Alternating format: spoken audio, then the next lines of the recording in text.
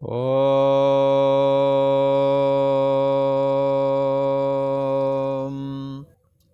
ओम गुरु ब्रह्मा गुरु विष्णु गुरुदेव महेश्वरा गुरु साक्षात् परम ब्रह्म तस्मै श्री गुरवे नमः।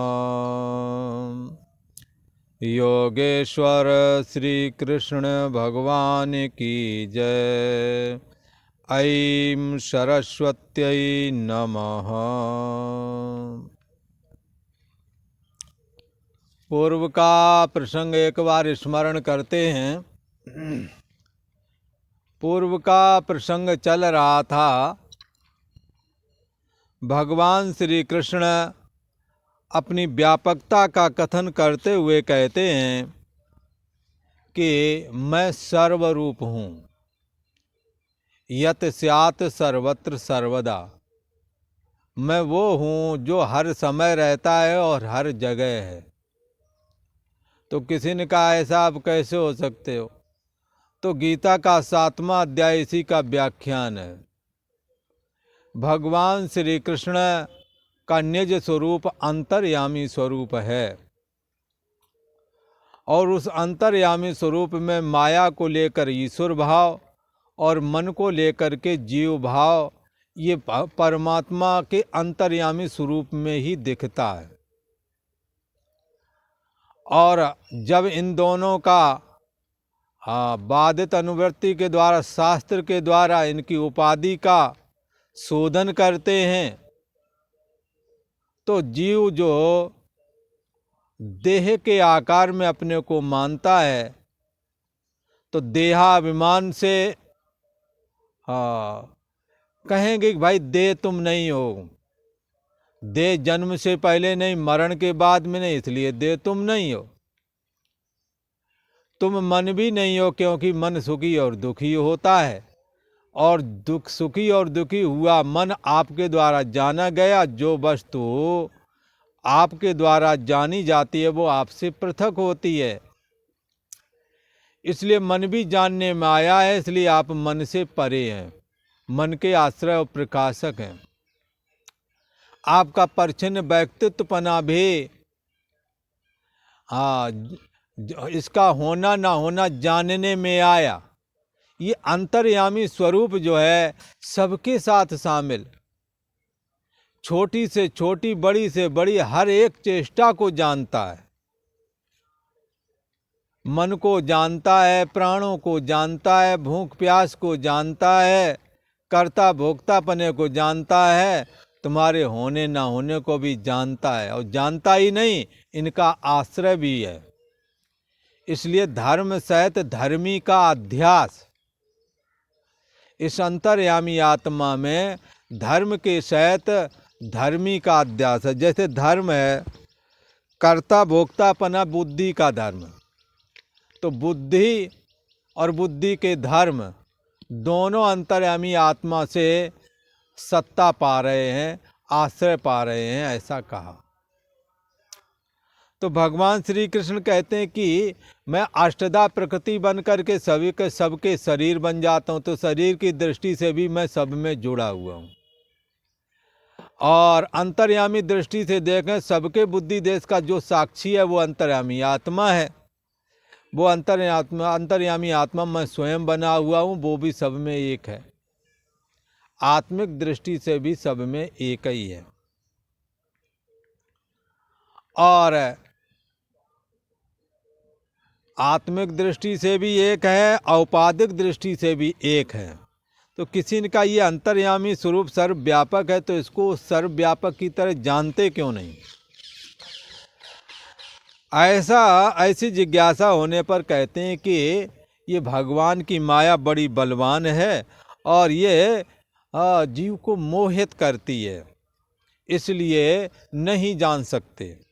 अच्छा, दैवी ऐसा गुणमयी मम माया दुरत्तया मामेव ये प्रपद्यन्ते माया मेताम तरंतते। ये त्रिगुणात्मक जो मेरी माया है ये बड़ी बलवान है, और बड़ी अद्भुत है ये, और इसका उल्लंघन करने में कोई भी समर्थ नहीं। एक ही उपाय है, भगवान की शरण आवें। चलो ठीक है, भगवान की माया की वजह से ये साधक, ये मनुष्य, ये जिज्ञासु अपने को परमात्मा से जुड़ा हुआ नहीं जान पाता, अपने को व्यापक नहीं जान पाता। पर बहुतों ने जाना, उन्होंने कैसे जाना? उनको माया क्यों नहीं व्यापी? ऐसा कोई कहे तो भगवान श्री कृष्ण कहते हैं कि जिनकी वृत्ति पापमय विचारों से ग्रसित है,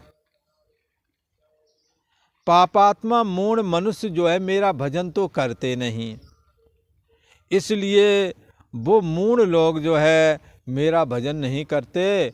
और न माम दुष्कृतनो मूढ़ा प्रपद्यन्ते नराधमा, माया के द्वारा जिनका ज्ञान हरण कर लिया जा चुका है और जो आसुरी स्वभाव को प्राप्त हो गए हैं अर्थात धारण किए हुए हैं, ये मनुष्यों में निम्न स्तर वाले लोग हैं।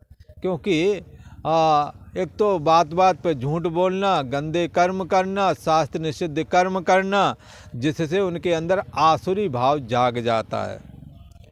ये मनुष्यों में निम्न स्तर का भाव है, इससे हमें बचना चाहिए। हमें दैवी संपत्ति को अर्जित करना चाहिए। भगवान श्री कृष्ण कहते हैं माया के द्वारा जिसका ज्ञान हर लिया गया है, आसुरी भाव को धारण किए हुए हैं, ऐसे दूषित कर्म करने वाले मूढ़ लोग मुझको नहीं भजते, मेरे को प्राप्त नहीं हो पाते। परंतु ये जो ज्ञानवान महापुरुष है ना, ये एक भक्ति में लगा हुआ है, अनन्य भक्ति में, उसके अलावा दूसरा नहीं, ऐसी एक भक्ति में लगा हुआ है जिससे अनन्य भक्ति वाला ये ज्ञानी भक्त तो अति उत्तम है। और ये मुझको जान जाता है ज्ञान के द्वारा, देहाभिमान गलित करता है, परमात्मा की शरण ग्रहण किए हुए है, और ये दुर्लभ तत्व ज्ञान को धारण करके और परमात्मा का आश्रय लेकर के, जैसे कोई लकड़ी का सहारा लेकर के नदी पार करता है, तो सहारा लेकर के नदी पार कर ली, ऐसे परमात्मा श्री कृष्ण का सहारा लेकर के और इस माया से ज्ञानी तर गया। तो कहते हैं कि ये जो ज्ञानवान है ये भगवान को अत्यंत प्रिय है, ऐसा कहा गया। और भगवान कहते हैं उसके लिए मेरा कभी अभाव नहीं होता है। ज्ञानवान हमेशा उस परम ब्रह्म परमात्मा को जानता रहता है। पर इसी प्रकार ईश्वर की नज़र में ज्ञानवान चढ़ा रहता, ज्ञानवान की नज़र में ईश्वर चढ़ा रहता, अर्थात दोनों की नज़र में ईश्वर ओझल नहीं होता, ऐसा कहा। इसलिए आसुरी स्वभाव को धारण करने वाले मनुष्यों में नीच ये लोग मुझको नहीं जान पाते, मेरा भजन नहीं करते। परंतु ये जो ज्ञानी अनन्य प्रेम भक्ति वाला ये ज्ञानी भक्त जो है ये अति उत्तम है, क्योंकि ये मुझको तत्व से जान लेता है और ज्ञानी को मैं अत्यंत प्रिय हूँ और वह ज्ञानी मुझे अत्यंत प्रिय है, ऐसी बात बताइए। हे अर्जुन, बहुत जन्मों के बाद में जब अंतिम जन्म प्राप्त होता है तब उस जन्म में सर्वाधिष्ठान ब्रह्म मैं हूँ ऐसा बोध प्राप्त होता है साधक को। हाँ, क्योंकि पूर्व के जैसे साधकों के ये जो सिद्ध लोग हुए, इनके जीवन चरित्र को यदि देखें तो ये अनेकों जन्मों की बात बताते हैं कि किस जन्म में क्या कैसे कैसे साधना की, कैसा कैसा जीवन रहा, उस जन्म में भी कुछ ना कुछ अभ्यास किया, नई गाड़ी पार लगी, राम राम सत्य हो गया। जैसे उदाहरण के लिए एक बार यमुनोत्री जब गए थे तो ये पहाड़ के किनारे का रास्ता तो होता ही है, वहाँ एक आदमी गिर गया, मर गया, पड़ा था वहीं, ऊपर से बारिश और हो रही थी। तो अब यमुनोत्री से पहुँचने के लिए थोड़ी दूरी बाकी रहेगी कि राम राम सत्य हो गया।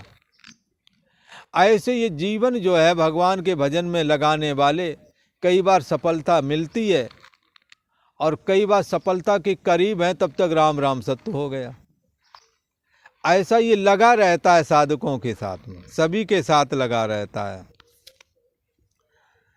भगवान श्री कृष्ण कहते हैं कि बहुत जन्मों के अंत वाले जन्म में इस ज्ञानी भक्त को तत्व ज्ञान प्राप्त हो जाता है और इसे ऐसा लगता है सब कुछ वासुदेव ही है, सब कुछ परमात्मा ही बना हुआ है। चाहे शरीर हो, चाहे जीवात्मा हो, चाहे देव हो, चाहे जगत हो, ये सब भगवान बने हुए हैं, ये जग हरि का रूप है, ऐसा लगता है उन्हें। इसलिए वो कहता है सर्वम वासुदेवा, सब कुछ वासुदेव ही है। इति माम प्रपद्यन्ते, ऐसा करके वो मेरी शरण ग्रहण करता है, मेरा भजन करने लगता है। पर अर्जुन ये महात्मा बड़ा दुर्लभ है, जल्दी से ये महात्मा दिखता नहीं। हमारी नज़र में दुर्लभ है तो मनुष्य की नज़र में, जीव की नज़र में क्या कहना। जीव की नज़र उतनी होती ही नहीं है। जीव तो शास्त्र और गुरुओं के उपदेश से वो ज्ञान धारण करता है, जो ज्ञान भगवान श्री कृष्ण में सहज में ही निवास करता है। उस ज्ञान को शास्त्र और गुरुओं के उपदेश से धारण करता है। भगवान श्री कृष्ण कहते हैं, हे अर्जुन, कि अन्य देवताओं में श्रद्धा स्थित करने के लिए भगवान श्री कृष्ण कहते हैं कि यदि आप दूसरे देवताओं का भजन करोगे तो मैं भी क्या करूँगा, मैं तुम्हारे उन दूसरे देवताओं में श्रद्धा उत्पन्न कर दूंगा बोला। और जब श्रद्धा उत्पन्न कर दोगे तो जैसी जैसी श्रद्धा होगा उसी के अनुसार तुम्हारी चेष्टा हो जाएगी। भगवान श्री कृष्ण कहते हैं, हे अर्जुन, यो यो याम याम तनुम भक्ता श्रद्धयार्चितुमिच्छति तस्य तस्याचलां श्रद्धा तामेव विदधाम्यहम्। कह रहे हैं, या यह भक्ता, जो भक्त, यहाँ पर सकाम भक्त को ग्रहण करना, कामना वाले, क्योंकि पूर्व में कह दिया है कि उन भोगों की कामनाओं से जिनका ज्ञान हरा जा चुका है और कामना वाले स्वभाव से प्रेरित होकर के तरह तरह के नियम बनाते हैं, और नियम को धारण करके अन्य देवताओं का पूजन करते हैं, तो वो पूजन जो करते हैं वो भगवान श्री कृष्ण का ही पूजन हो रहा है, ऐसा समझना चाहिए। जो सकाम भक्त जिस देवता के स्वरूप को श्रद्धा पूर्वक पूजना चाहता है, उस भक्त की श्रद्धा को मैं उसी देवता के प्रति स्थिर कर देता हूँ, ऐसा कहा। यो यो याम याम, जो सकाम भक्त, कामना अनेकों प्रकार की होती है, एक प्रकार की तो है नहीं, और कामना के चलते ही ये जीव बंधन में पड़ा हुआ है। इसे क्या है, घर गृहस्थी का जीवन जीते जीते धनपुत्र स्त्री की चाह रखते रखते इसने सारा जीवन गुजार दिया। बाद में कहता चलो ये तो सब हो गया, अब नाती पोते का मुख देख लें, अब ऐसा कर लें, अब वैसा कर लें, और सारा समय व्यर्थ में चला जाता है। तो ये कामना वाले, इनकी कामनाओं की पूर्ति होती ही नहीं। बुझे न काम अग्नि, ये कामनाएं, कामना रूपी अग्नि ये बुझती है नहीं कभी। एक का इंतजाम किया दूसरी खड़ी, एक का किसी तरह पैसे टके से इंतजाम किया तो पता लगा उससे दूने का फिर काम आ गया। इसलिए ये भगवान श्री कृष्ण कहते हैं, ये कामना वाले भक्त कामना से बंधे हुए होने के कारण परमात्मा का चिंतन नहीं कर पाते। तो जो कामना युक्त भक्त हैं और याम याम तनुम, जिस देवता के स्वरूप को श्रद्धया अर्चितम इच्छति, श्रद्धा पूर्वक पूजन अर्चन करना चाहते हैं कामना वाले भक्त, श्रद्धा से, तस् श्रद्धाम, वो कामना युक्त जो भक्त है उसकी मैं श्रद्धा भी उसके प्रति अचल स्थित कर देता हूँ। अच्छा, हाँ, जैसी आप श्रद्धा बनाओगे, इसलिए किसी ने कहा ये जीवन कैसा हो, बोले जैसा बना लो वैसा हो। जैसी श्रद्धा बनाओगे वैसे जीवन हो जाएगा। जीवन कोई अलग से नहीं है, आपकी श्रद्धा के ऊपर जीवन टिका हुआ है। आप गुरुओं के प्रति श्रद्धा रखोगे, उनका ज्ञान प्रतिफलित होवेगा। नहीं रखोगे तो जैसे और लोगों को लोग हंसी मस्करी करते हैं, वैसे यह सभी की करते ही हैं। तो क्यों करते हैं? क्योंकि श्रद्धा नहीं है। तो जो श्रद्धा लायक हैं उनके ऊपर भी इसी तरह की दृष्टि रखोगे तो उनसे प्राप्त होने वाला ज्ञान आपके ऊपर असर नहीं करेगा। उनसे प्राप्त होने वाला ज्ञान आपको प्राप्त नहीं हो पाएगा। इसलिए क्या कहते हैं कि हमने गुरु और शास्त्रों के प्रति कभी श्रद्धा का त्याग नहीं करना चाहिए। भगवान तो कहते हैं हिम्मत मर्दे, मर्द हिम्मत करे और मदद भगवान करे। आप मूड बनाओ। कई बार क्या है, लोग कहते हैं ये काम तो बड़ा जटिल था, सोचते थे कैसे होगा, पर करने लगे तो हो ही गया। आप हिम्मत बनाओ, भगवान मदद करेंगे। आप 2 कदम आगे बढ़ो, वो 10 कदम तुम्हारे लिए थामने को आ रहे हैं। यदि आप एक बात है उल्टी दिशा में चलोगे तो भगवान जो है ना तुम्हारे उल्टे संस्कार को भी प्राथमिकता दे देंगे। जैसे सूर्य सत्तात्मक है। अच्छा, कोई कहेगा महाराज उल्टे कामों को भी के लिए भी भगवान सत्ता देते हैं, भगवान कराते हैं क्या? तो एक दृष्टि से कराते हैं, एक दृष्टि से नहीं कराते, वो मैं दोनों ही बता देते हैं। जैसे सूर्य सत्तात्मक है, सबको उजाला देता है, वो किसी के प्रति भेदभाव नहीं करता है। उसमें आप जुआ खेलने लगो जा करके भला। अब ये गंगा जी सबके लिए एक जैसी है। गंगा सूरज का उजाला है और गंगा जी के किनारे कई लोग आकर के नशा पत्ती करके जुआ खेलते हैं भला। तो अब बताओ इसमें क्या कोई कहेगा कि गंगा जी ने जुआ खेलने के लिए जगह दे दी? ये सूर्य इनको भी प्रकाश दे रहा है। कोई ये जुआ खेलने के लिए क्यों प्रकाश दे रहा है? कोई ऐसा कह सकता है? पर ऐसा कहना ठीक नहीं है, क्योंकि गंगा सत्तात्मक है और सूर्य भी सत्तात्मक है। और कोई भी आओ जो भी करोगे, गंगा का किनारा खाली पड़ा, चाहे जो बैठ जाओ आकर के। और सूर्य का उजाला है, सूर्य का उजाला मिल रहा, वो जुआ खेल रहे। तब तक कुछ समय बाद और लोग आए, वो बढ़िया सा हवन किए, गीता का पाठ किया। वो कि गंगा जी ने उनको भी किनारा दिया, सूर्य ने उजाला उनको भी दिया। तो सूर्य की मजबूरी है कि वो अपना उजाला खींच नहीं सकता। उसकी उजाला में ही अच्छे बुरे काम होते हैं। अगर गंदे काम करोगे सूर्य उसको भी प्रकाशित करेगा, अच्छे काम करोगे सूर्य उसको भी प्रकाशित करेगा। तो यदि आप कामना वाले कर्म करोगे बंधुओं, तो सत्तात्मक परमात्मा आपकी कामना में दृढ़ निष्ठा और उजाला दे देगा। जैसे सूर्य जो है, जुआ खेलो तो दिख नहीं रहा था, दिन निकल गया तो बढ़िया था, ताश देखने लगे लोग, दांव लगा रहे पैसे का, कोई दिक्कत नहीं भला। गलत काम भी खुला कर लो, सूर्य ने इसमें भी मदद की तुम्हारी भला। और सूर्य भगवान जब आप यज्ञ हवन आदि करने लगे, भगवान श्री कृष्ण का हरे रामा हरे कृष्णा वाला संकीर्तन करने लगे, 2 4 10 लोग और मिलकर के बैठ गए और संकीर्तन किया, कथा वार्ता हुई, आनंदित होकर गए। सूर्य ने उसमें भी मदद कर दी भला, उजाला दे दिया। ऐसे ही अंतर्यामी परमात्मा सत्तात्मक है अंदर।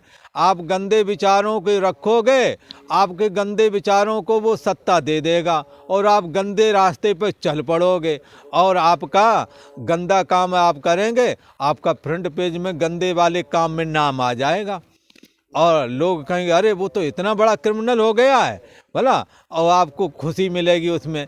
ये लोग वो लोग हैं जो गंदे कामों को करके खुश होते हैं भला, पर अच्छे काम वाले भी अच्छे कर्म करते हैं और फिर उनको भी परमात्मा की सत्ता मिलती है, क्योंकि सत्तात्मक है और उसको भी वो और अच्छे तरीके से करते हैं और करते जाते हैं और उनका भी नाम होता है।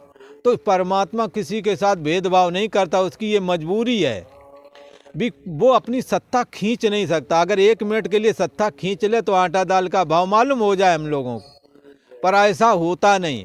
परमात्मा अपनी सत्ता खींचता नहीं, खींच सकता भी नहीं। एक बार विदेश से एक अंग्रेज आया था, तो हमारे एक गुरु महाराज के गुरु भाई हुआ करते थे, बड़े ही तपस्वी महात्मा थे। तो उन्होंने पूछा, भाई तुम्हारे यहाँ क्या कहते हैं तुम्हारे धार्मिक लोग जो हैं? तो उन्होंने कहा हमारे पादरी होते हैं। तो उन्होंने क्या तुम्हें ज्ञान बताया है? तो बोले हमारे को ज्ञान बताया कि गॉड जो है तुम्हारे साथ है, ये बताया। बोले अच्छा, तो तुम जाकर हमारी बात उन्हें बता देना कि गॉड तो हमारे साथ है और हम गॉड के साथ हैं, और गॉड की हिम्मत नहीं जो हमें निकाल सके, अपने सत्ता से बाहर कर सके, उसकी हिम्मत नहीं है। भला उसे साथ रहना ही पड़ेगा। भला जैसे कोई जुआ खेले या और कुछ करे, सूर की मजबूरी है, वो हटा नहीं सकता है, उसे उजाला देना ही पड़ता, उसकी मजबूरी है। ऐसे ही गॉड, ये ईश्वर तुम्हारे साथ है, तुम ईश्वर के साथ हो। ईश्वर की हिम्मत नहीं आपको हटा सके। अगर हटा देते तो आपको आटा दाल का भाव मालूम हो जाता, अपनी औकात पता लग जाती। लेकिन ईश्वर की मजबूरी है कि वो तुम्हारा त्याग नहीं कर सकता, जैसे सूर्य त्याग नहीं कर सकता। हम भूल करके तो रह सकते हैं, पर ईश्वर से अलग होकर के नहीं रह सकते हैं। हम अज्ञानता पूर्वक रह सकते हैं, भूल कर रह सकते हैं, पर अलग होकर के नहीं रह सकते, क्योंकि अलग होकर के हमारा कोई वजूद नहीं। जैसे आभूषण सोने को विस्मरण करके, सोने से विस्मरण होकर के भुला करके रह सकता है, पर अलग होकर के आभूषण सोने से अलग होकर के नहीं रह सकता। ऐसे ही ये जीव भी, ये जीवात्मा भी परमात्मा को भुला दे, बात अलग है, पर अलग होकर के नहीं रह सकता। और एक बात और, ईश्वर ये परमात्मा जो है तुम्हारे साथ है, तुम्हें पता नहीं है। आप जैसी भावना बनाओगे परमात्मा उसमें सत्ता दे देगा, आप वैसे ही करने लगोगे। अच्छा है कि अच्छी संगत करो, आप अच्छे शास्त्र पढ़ो, अच्छे विचार रखो, इसी में परमात्मा की सत्ता आएगी और आप अच्छे बन जाओगे। अगर ऐसा न होता तो फिर ये बात पहले कही गई है कि सठ सुधरें सत्संगत पाई। आप सत्पुरुषों के विचार सुनकर के अपने विचार सही करें, अंदर परमात्मा की सत्ता मिलेगी, आपके विचार अच्छे हो जाएंगे। आप मन में कामना रखते हैं क्या? स्त्री की कामना रखते हैं, धन की कामना रखते हैं, मैं जाया मैं धनम, मेरे को धन होना मांगता है, मेरे को प्रॉपर्टी होना मांगता है, मेरे को स्त्री होना मांगता है, पुरुष होना मांगता है। अगर ऐसा मांगते हो तो ये मिलेगा? ऐसा मत सोचो, नहीं मिलेगा। एक कर्दम नाम के ऋषि थे, भागवत में आता है प्रसंग।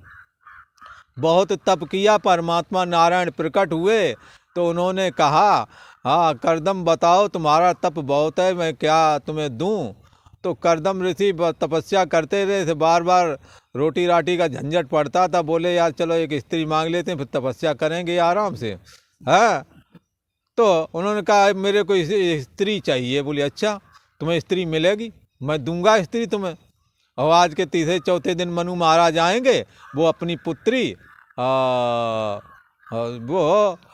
मनु महाराज की 3 पुत्रियां थीं शायद, तो उसमें एक पुत्री देवहूति, देवहूति, प्रसूति और आकुति, ये 3 पुत्रियां थी। देवहूति जो थी ना, वो उनको दे दी आकर कर्दम मुनि को। प्रसूति रुचि नाम के प्रजापति को दे दी, आकुति दक्ष प्रजापति को। इस तरह से 3 पुत्रियां मनु महाराज की थी। मनु महाराज ने कुछ समय बाद मनु महाराज, उनकी देवहूति की इच्छा थी मैं किसी ब्रह्मर्षि के साथ विवाह करूं, और मनु महाराज उनको रथ पर बिठा के कर्दम के आश्रम में ले आए और विवाह करा गए। तपस्या की, उसका फल पर भगवान को अच्छा नहीं लगा, भगवान की आंखों से आंसू आ गए कहते हैं। वही बिंदु सरोवर आज भी है कहते हैं। और उन्होंने कहा हमारे दर्शन का फल स्त्री नहीं, हमारे मम दर्शन फल परम अनुपा, जीव पाव निज सहज स्वरूपा। जीव अपने सहज स्वरूप अंतर्यामी स्वरूप से अभेद निश्चय कर ले, अब हमारे अंतर्यामी स्वरूप में लीन हो जाए, हमारे दर्शन का तो ये फल है। इसलिए उन्होंने स्त्री तो दी भोग मोक्ष भोग के लिए, और कर्दम ने भी भोग ना भोग करके तपह कर्म किया। बहुत समय बाद जब तपस्या सिद्ध हुई तो उन्होंने देवयुति के साथ एक उड़ते हुए विमान रूप महल में और बहुत भोग विलास आदि किए, और शायद उनके 9 कन्याएं हुई थी बना। उनको 9 ऋषियों को ब्याह दिया गया, और बाद में साक्षात परम ब्रह्म परमात्मा श्री कृष्ण कपिल जी के रूप में पधारे। उन्होंने कहा ये कामना वालों की कामनाओं का अंत नहीं आता, और इन्होंने हमारी बड़ी तपस्या की है, मैं इनकी कामनाओं का अंत करके और निष्काम बना देता हूँ, और अंतर्यामी आत्मा में इनकी स्थिति लाभ प्राप्त करा दूँ, नहीं तो हमारी बड़ी बदनामी होवेगी। लोग कहेंगे भगवान का दर्शन पाकर के भी ये जन्मते मरते हैं, ऐसा नहीं होना चाहिए। इसलिए कपिल जी के रूप में आए और सांख्य शास्त्र सुनाया। कामना से हमें बचना चाहिए, ये बात मानो भगवान ने हमें कही। परमात्मा की प्राप्ति के लिए कामना बाधक है। कामना की पूर्ति तो हो जाएगी, पर बंधुओं एक कामना 1000 कामना और खड़ी करती है। वह इस करके इसको कामना से छूटने का वक्त नहीं मिलता, इसलिए कामना को इस करके निषेध किया जाता है। भगवान श्री कृष्ण कहते हैं यदि तुम कामना करोगे तो मैं तुम्हारी श्रद्धा कामना में पैदा कर दूंगा, क्योंकि मैं सत्तात्मक हूँ। भला मैं सदा सत्तात्मक हूँ, मैं निर्लोप हूँ, मैं तुम्हारे में समाया हुआ हूँ, मैं तुम्हारी हर बात को जानता हूँ। घट घट के पट पट की जान है, भला भले बुरे की पीर पिछान है, ये सब कुछ जानते हैं। चींटी के पग घूंघर बाजे सो साहिब सुनता है, वो भी सुनाई पड़ता है। आप कामना रखोगे, वो कामना में और दृढ़ विश्वास बता देंगे, नहीं तुम कामना ही करते रहो और करो, इस कामना के लिए ये अनुष्ठान, उस कामना के लिए वो अनुष्ठान, ऐसे ही करते रह जाओगे। भगवान की भक्ति का समय निकल जाएगा। भगवान चाहते हैं तुम निष्काम हो जाओ और हमारा भजन करो, ताकि हमारा भजन करके अपना निज स्वरूप जो अंतर्यामी आत्मा है और आत्म संस्तम मना करता, उसमें तुम्हारा जीवात्मा रूप मन स्थित हो जाए और सदा सदा के लिए जन्मना मरने वाला कार्यक्रम खत्म हो जाए, ऐसा चाहते हैं। इसलिए जो सकाम भक्त याम याम तनुम श्रद्धयार्च्युत इच्छति, जो सकाम भक्त जिस जिस देवता के स्वरूप को श्रद्धा से पूजना चाहते हैं, तो मैं क्या करता हूँ उस भक्त की उस भक्त की श्रद्धा अहम ताम एवं अचलाम विदधाम्यम, मैं उस भक्त की श्रद्धा उसी में स्थित कर देता हूँ जिसमें वो कामना लेकर के बैठा है कि नहीं मेरी कामना उससे पूरी हो जाएगी। तो कई भक्त बड़े विचित्र हैं, कोई अपनी श्रद्धा धन में लिए बैठे हैं तो उनके धन ही से काम चलते हैं। कई श्रद्धा लिए बैठे हैं अपने जनबल से, तो लोगों के बल पे वो काम करा लेते हैं। कई का बल पुरुष है तो कई का बल स्त्री है, वो स्त्री के कहने के अनुसार जैसा वो कहें वैसे ही वो करते हैं। तो कहीं ना कहीं श्रद्धा तो सभी की है ना। कोई नेता नगरी के प्रति श्रद्धा रखते हैं, वो कहते हैं हम ये फ़ोन करेंगे हमारे ये काम हो जाएगा, हमारा वो काम हो जाएगा, हम तुरंत फ़ोन करूँगा या डीएम खड़ा हो जाएगा करके वो ऐसा बोलते हैं। भला इनकी श्रद्धा कहाँ है ये आप देखें। तो ऐसे ही श्रद्धा सबकी अलग अलग है, तुम जहाँ श्रद्धा करोगे वहीं से तुम्हारे काम चलेंगे। अच्छा है तुम उनसे श्रद्धा हटा लो, केवल भगवान से रखो, आपको किसी की ज़रूरत ही नहीं पड़ेगी। भगवान श्री कृष्ण कहते हैं जो सकाम भक्त जिस देवता के स्वरूप के चाहना रखता है, उसके प्रति श्रद्धा रखता है अथवा उससे कुछ याचना करना चाहता है, तो उस भक्त की श्रद्धा को मैं उसी देवता के प्रति स्थिर और कर देता हूँ, ताकि ये और मन लगा के उसी में लग जाए। हाँ, पर उस देवता को वो पावर जो तुम चाहते हो जिस चीज़ को लेना, उस देवता को वो चीज़ देने का पावर हम ही ने दे रखा है, आगे बताएंगे। पर आज इतना ही कहते हैं। ओम शांति शांति शांति।